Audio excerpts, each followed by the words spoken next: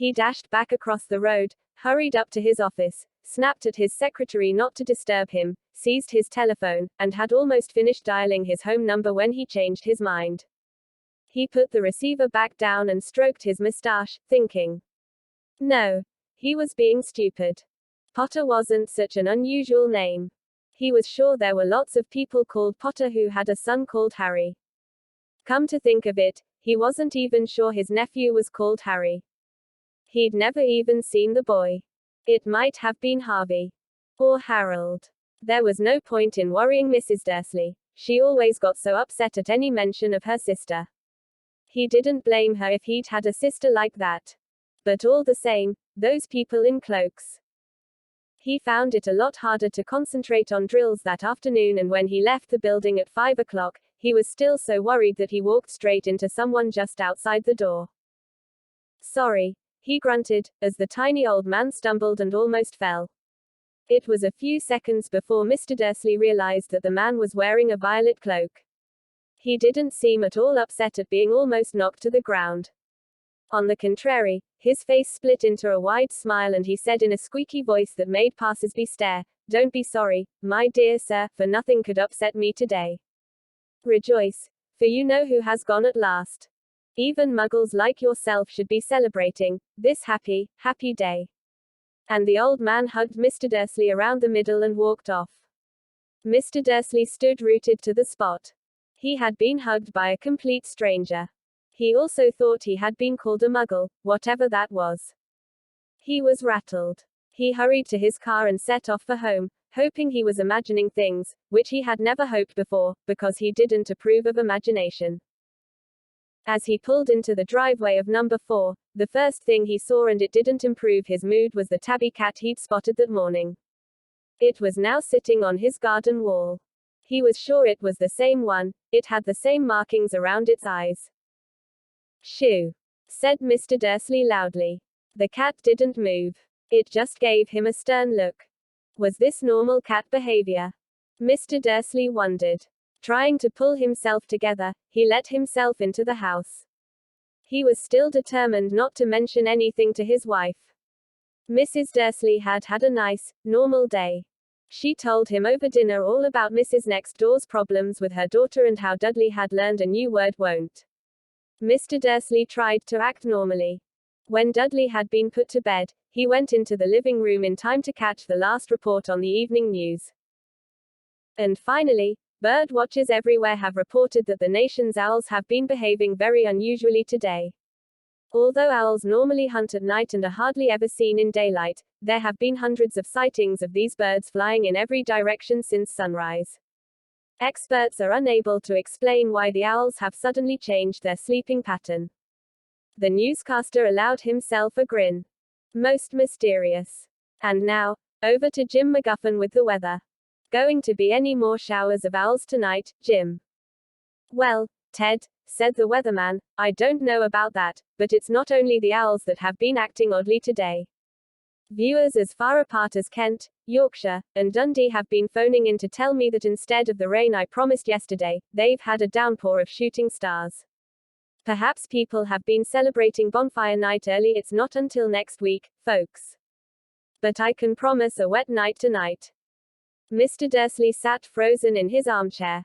Shooting stars all over Britain. Owls flying by daylight. Mysterious people in cloaks all over the place. And a whisper about the Potters. Mrs. Dursley came into the living room carrying 2 cups of tea. It was no good. He'd have to say something to her. He cleared his throat nervously. Petunia, dear, you haven't heard from your sister lately, have you? As he had expected, Mrs. Dursley looked shocked and angry. After all, they normally pretended she didn't have a sister. No, she said sharply. Why? Funny stuff on the news, Mr. Dursley mumbled. Owls. Shooting stars. And there were a lot of funny-looking people in town today. So, snapped Mrs. Dursley. Well, I just thought. Maybe. It was something to do with, you know, her crowd. Mrs. Dursley sipped her tea through pursed lips. Mr. Dursley wondered whether he dared tell her he'd heard the name Potter. He decided he didn't dare. Instead he said, as casually as he could, their son, he'd be about Dudley's age now, wouldn't he? I suppose so, said Mrs. Dursley stiffly. What's his name again? Howard, isn't it? Harry. Nasty. Common name, if you ask me. Oh, yes, said Mr. Dursley, his heart sinking horribly. Yes, I quite agree. He didn't say another word on the subject as they went upstairs to bed. While Mrs. Dursley was in the bathroom, Mr. Dursley crept to the bedroom window and peered down into the front garden. The cat was still there. It was staring down Privet Drive as though it were waiting for something. Was he imagining things? Could all this have anything to do with the Potters? If it did, if it got out that they were related to a pair of, well, he didn't think he could bear it. The Dursleys got into bed. Mrs. Dursley fell asleep quickly, but Mr. Dursley lay awake, turning it all over in his mind. His last, comforting thought before he fell asleep was that even if the Potters were involved, there was no reason for them to come near him and Mrs. Dursley. The Potters knew very well what he and Petunia thought about them and their kind. He couldn't see how he and Petunia could get mixed up in anything that might be going on. He yawned and turned over. It couldn't affect them. How very wrong he was. Mr. Dursley might have been drifting into an uneasy sleep, but the cat on the wall outside was showing no sign of sleepiness. It was sitting as still as a statue, its eyes fixed unblinkingly on the far corner of Privet Drive. It didn't so much as quiver when a car door slammed on the next street, nor when two owls swooped overhead. In fact, it was nearly midnight before the cat moved at all. A man appeared on the corner the cat had been watching, appeared so suddenly and silently you'd have thought he'd just popped out of the ground. The cat's tail twitched and its eyes narrowed. Nothing like this man had ever been seen on Privet Drive. He was tall, thin, and very old, judging by the silver of his hair and beard, which were both long enough to tuck into his belt.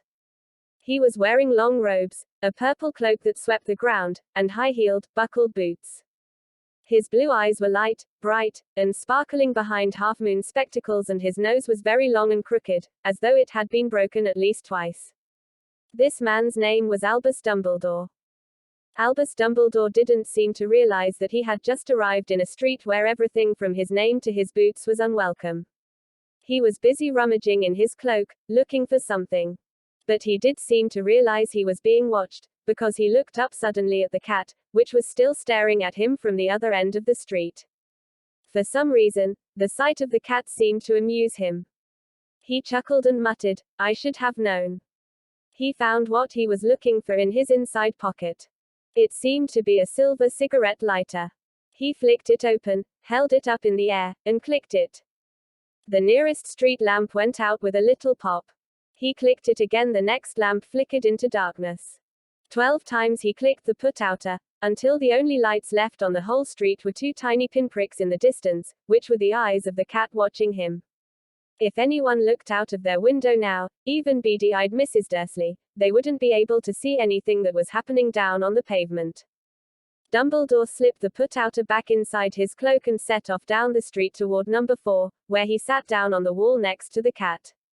He didn't look at it, but after a moment he spoke to it. "Fancy seeing you here, Professor McGonagall."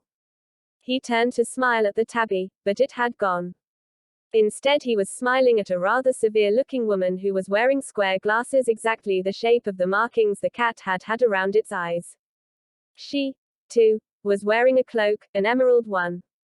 Her black hair was drawn into a tight bun. She looked distinctly ruffled. "How did you know it was me?" she asked. "My dear Professor, I've never seen a cat sit so stiffly."